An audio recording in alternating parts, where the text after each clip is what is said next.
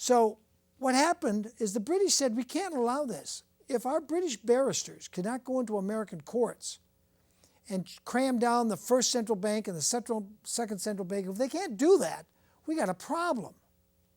The people have defeated central banking, and the U.S. government started minting their own silver dollars, real large 1-cent pieces, the which only coin collectors ever see, not these little 1 penny, 1 cent, these things. The real penny is about the size of a $50. The little 1 cent pieces today don't even have any copper in them.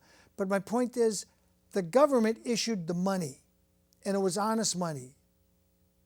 It was honest money, real silver dollars, real $2.50, $5, $10, $20 gold pieces. That was the money. That was a store of value, and you worked for it. And prices remained stable and level.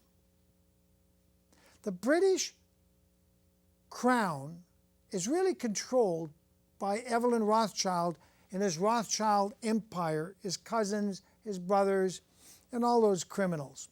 And why do I call the Rothschilds criminals? Because they're the wealthiest people on the planet? Because they have bought us through the Federal Reserve, which is not a government entity. They issue our money. It's a for-profit corporation. And to make sure you don't get too wealthy and too uppity, they created the IRS right along back in 1913, incorporated the IRS with the Federal Reserve. And though the assessment of your IRS taxes may be voluntary, once you've self-assessed yourself and follow their 1040 guidelines, paying it is mandatory, and they will throw you in jail. As Oren Schiff found out, even though all he did was write a book telling you how to get your money back, how to assess yourself zero and get all your money back. The book is called The Federal Mafia by Oren Schiff. His son, Schiff, ran for U.S. Senate last time around, I think, from the state of New York. Oren's wasting away in his 80s in a federal prison for doing no criminal act at all, just teaching people the truth. Assess yourself, zero taxes, you don't have to pay them anything. And there's no penalty for it, according to the IRS own code book. We did a whole show on that once. William Benson wrote the big, thick, 2-volume book called The Law That Never Was. And he searched in every state that existed at the time in 1913. All the state archives got certified copies proving that insufficient states ratified the 13th Amendment. The 16th Amendment. Insufficient states ratified the 16th Amendment, which is the Federal Reserve, the income tax, all that bullshit. Did I say that? I did. Well, it's crap. They didn't ratify it. It's been an illegal tax, but every federal judge, someone brings that to them, they say, well, it's been around a long time, I'm not going to overturn it. The Rothschilds own controlling interest of the Federal Reserve. I forget now if there's 14, 16, or 18 board of directors of the Federal Reserve. But each one of them represents a central banker. Only, I think, 2 or 3 are American bankers. One is a central German banker. 2 are, I think one is out of Lloyd's of London and the Bank of London. There's 2 out of London that the Rothschilds controlled. There's 1 out of France that is Rothschild controlled. Now I think there's a Chinese or Japanese on that board. But it's a private corporation. It's not owned by our government. But we, Congress, surrendered to them the right to coin money. That means you're not free. You're not free. You're dealing with a currency that's a debt currency, and they want you there. That's exactly where they want you. So how do we become colonists again? Well, once they pass this thing doing away with honors and people, lawyers and people who held, you didn't even have to be a lawyer. If you claimed a privilege, like I'm a knight of the Malta Knights or the Round Table or whatever, knighthood from England, I have this, Queen of England or the King of England gave me this knighthood thing. You couldn't even be a U.S. citizen. Wow. That was the original now missing 13th Amendment. It was ratified, and nobody tells you that. So when the British marched, they didn't attack our naval port on Long Island in 1811, 1812.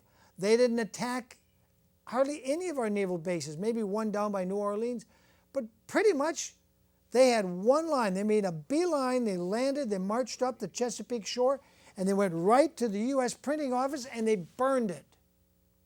Then they burned the Capitol, they burned the White House, and a few other buildings for good measure. And our Congress and the President and Dolly Madison all ran away. And we're all supposed to be so happy because Dolly rolled up Stewart's painting of George Washington and saved that for posterity, which is a good thing. I'm glad she did it. But the British won the war because they achieved their goal. Their goal was not to shoot every American. Their goal was not to conquer us physically. Their goal was to destroy the original 13th Amendment that says if you hold an honor, you can't be a U.S. citizen, much less be an elected judge, an elected district attorney, or anything elected. You're not even a U.S. citizen. You can't even vote. Well, today you've got these attorneys and these new bar associations.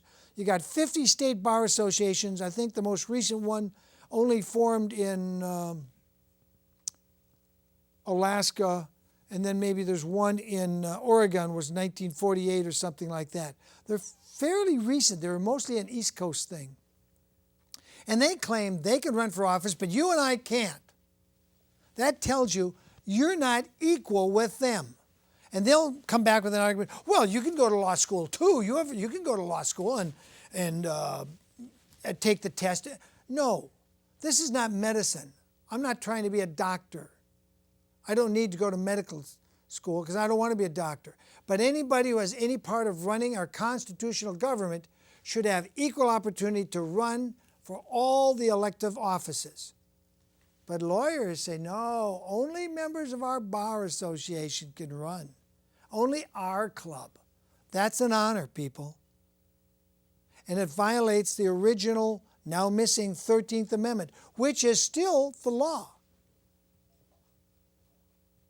Yes, it is. So, the British won the War of 1812 because they burned almost all the copies. But since I put that video up of Adam Adask, I've been contacted by a person who claims he's got not just the book Adam Adask printed about 20 years ago, he says, an original with the watermark and the official government stamp in the corner, copy on parchment, printed at the U.S. printing office back in 1812. I think it was 1812. His copy was printed in. And it's been in his family for 200 years. Whoa.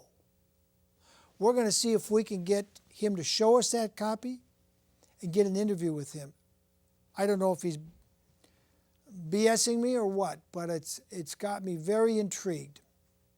All this since I put up that little clip with Alfred Adask, Al Adask, who used to publish a magazine called The Anti-Shyster. Shyster is a derogatory word for lawyers, and in my view, 99% of the lawyers and judges are shysters because they avoid the common law like it's the plague, because it makes things simple and you can get your trials over quickly. The average man doesn't need a lawyer, he can defend himself. But now they want you to think you can't defend yourself. You must get a lawyer. As soon as you do, you're sold out. That's what Linda Cater found out, trying to sue Sheriff Mike Corona, who covered up the murder of her daughter, Andrea. That's what Mr. Meropoulos found out when he sued for the murder of his teenage son plus 2 grandchildren by an L.A. sheriff's deputy. And I was down there when that black judge in the federal courthouse in L.A.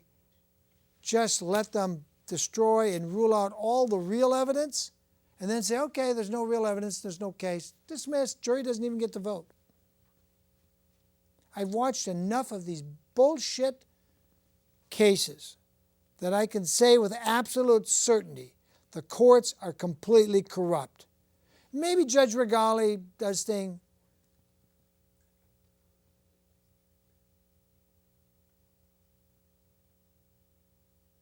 Maybe, Judge Regali's in that 2%. Or there are a few decent judges. There have been anyway. But did you know most members could be appointed to the U.S. Supreme Court back in the 1810s, 1820s, and never have been a lawyer? In fact, there were some of the best decisions ever written were written by people who had never practiced law but got appointed to the Supreme Court. In fact, I think it was Justice White in my lifetime went from the baseball field to the U.S. Supreme Court. He had a law degree, but he never practiced law. And somehow he let it be known he wanted to be on the Supreme Court. Bingo! He went from the baseball field, where he wasn't the greatest baseball player, to the U.S. Supreme Court. I think there was one of them that was called Justice White. Anyway, my point is the lawyers have subverted the legislature. Those that work in the courts often sometimes then go work in the legislature. That violates the Constitution. We have been subverted by the lawyers and the Bar Association. The British won the War of 1812 because they got the lawyers in where they shouldn't be. There shouldn't be a single lawyer who's a judge. There shouldn't be a single lawyer who's a DA. We should kick them all out. Does that sound a little radical? Read your 7th Amendment of the Constitution. It starts in the first sentence under common law and ends with common law. The problem is when you go into court, they hoodwink you and drag you into their traffic court or their family court or their equity court or some other court. Anything but the common law where the common man must be able to understand it or it isn't law. That's the key.